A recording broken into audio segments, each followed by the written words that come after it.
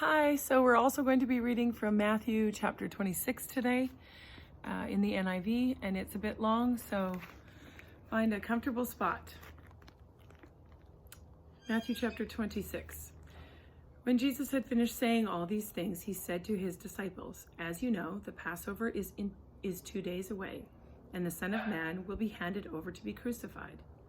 Then the chief priests and the elders of the people assembled in the palace of the high priest, whose name was Caiaphas, and they schemed to arrest Jesus secretly and kill him. But not during the festival, they said, or there may be a riot among the people. While Jesus was in Bethany, in the home of Simon the leper, a woman came to him with an alabaster jar of very expensive perfume, which she poured on his head as he was reclining at the table. When the disciples saw this, they were indignant. "Why this waste?" they asked. "This perfume could have been sold at a high price and the money given to the poor." Aware of this, Jesus said to them, "Why are you bothering this woman? She has done a beautiful thing to me. The poor will always be with you, but you will not always have me. When she poured this perfume on my body, she did it to prepare me for burial. Truly I tell you, wherever the gospel is preached and throughout the world, what she has done will also be told in memory of me." Then one of the 12, the one called Judas Iscariot, went to the chief priests and asked, "What are you willing to give me if I deliver him over to you?" So they counted out for him 30 pieces of silver. From then on, Judas watched for an opportunity to hand him over. On the first day of the festival of unleavened bread, the disciples came to Jesus and asked, "Where do you want us to make preparations for you to eat the Passover?"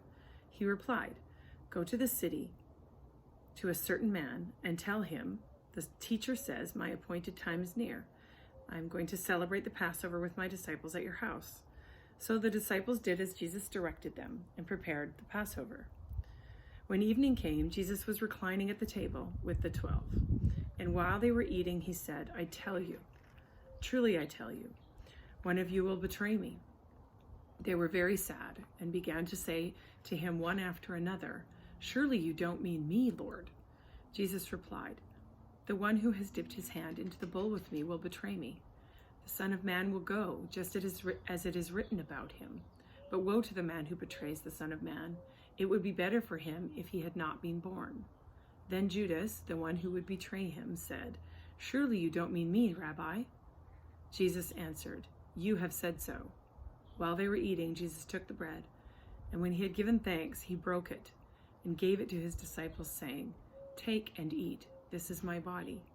Then he took the cup, and when he had given thanks, he gave it to them, saying, "Drink from it, all of you. This is my blood of the covenant, which is poured out for many for the forgiveness of sins. I tell you, I will not drink from this fruit of the vine from now on until that day when I drink it new with you in my Father's kingdom." When they had sung a hymn, they went out to the Mount of Olives. Then Jesus told them, "This very night you will all fall away on account of me, for it is written, 'I will strike the shepherd, and the sheep of the flock will be scattered.' But after I have risen, I will go ahead of you into Galilee." Peter replied, Even if all fall away on account of you, I never will." "Truly I tell you," Jesus answered, "this very night, before the rooster crows, you will disown me 3 times. But Peter declared, "Even if I have to die with you, I will never disown you." And all the other disciples said the same. Then Jesus went with his disciples to a place called Gethsemane. And he said to them, "Sit here while I go over there and pray." He took Peter and the 2 sons of Zebedee along with him, and he began to be sorrowful and troubled. Then he said to them, "My soul is overwhelmed with sorrow to the point of death. Stay here and keep watch with me." Going a little farther, he fell on his face to the ground and prayed, "My Father, if it is possible, may this cup be taken from me, yet not as I will, but as you will."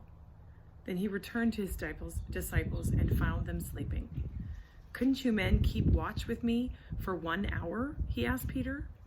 "Watch and pray so that you will not fall into temptation. The spirit is willing, but the flesh is weak." He went away a second time and prayed, "My Father, if it is not possible for this cup to be taken away unless I drink it, may your will be done." When he came back, he again found them sleeping because their eyes were heavy. So he left them and went away once more and prayed a third time, saying the same thing. Then he returned to the disciples and he said to them, "Are you still sleeping and resting? Look, the hour has come. The Son of Man is delivered into the hands of sinners. Rise, let us go. Here comes my betrayer." While he was still speaking, Judas, one of the 12, arrived. With him was a large crowd armed with swords and clubs, sent from the chief priests and the elders of the people.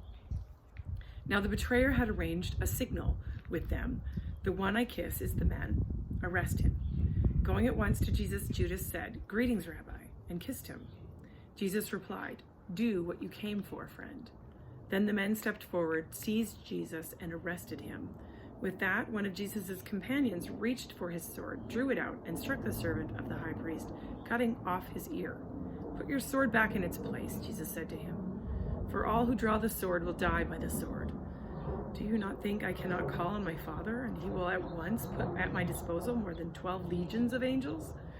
But how then would the scriptures be fulfilled that say it must happen in this way?" In that hour, Jesus said to the crowd, "Am I leading a rebellion, that you have come out with swords and clubs to capture me? Every day I sat in the temple courts teaching, and you did not arrest me. But this has all taken place that the writings of the prophets might be fulfilled." Then all the disciples deserted him and fled. Those who had arrested Jesus took him to Caiaphas, the high priest, where the teachers of the law and the elders had assembled. But Peter followed him at a distance, right up to the courtyard of the high priest. He entered and sat down with the guards to see the outcome. The chief priests and the whole Sanhedrin were looking for false evidence against Jesus so that they could put him to death. But they did not find any, though many false witnesses came forward. Finally, two came forward and declared, "This fellow said, 'I am able to destroy the temple of God and rebuild it in 3 days.'" Then the high priest stood up and said to Jesus, "Are you not going to answer? What is this testimony that these men are bringing against you?" But Jesus remained silent. The high priest said to him, "I charge you under oath by the living God. Tell us if you are the Messiah, the Son of God." "You have said so," Jesus replied. "But I say to all of you, from now on you will see the Son of Man sitting at the right hand of the Mighty One and coming on the clouds of heaven." Then the high priest tore his clothes and said, "He has spoken blasphemy. Why do we need any more witnesses? Look, now you have heard the blasphemy. What do you think?" "He is worthy of death," they answered. Then they spit in his face and struck him with their fists. Others slapped him and said, Prophesy to us, Messiah, who hit you?" Now Peter was sitting out in the courtyard, and a servant girl came to him. "You also were with Jesus of Galilee," she said. But he denied it before them all. "I don't know what you're talking about," he said.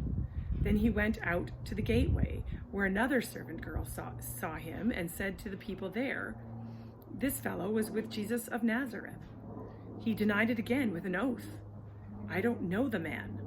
After a little while, those standing there went up to Peter and said, "Surely you are one of them. Your accent gives you away." Then he began to call down curses, and he swore to them, "I don't know the man." Immediately a rooster crowed. Then Peter remembered the word Jesus had spoken. "Before the rooster crows, you will disown me 3 times."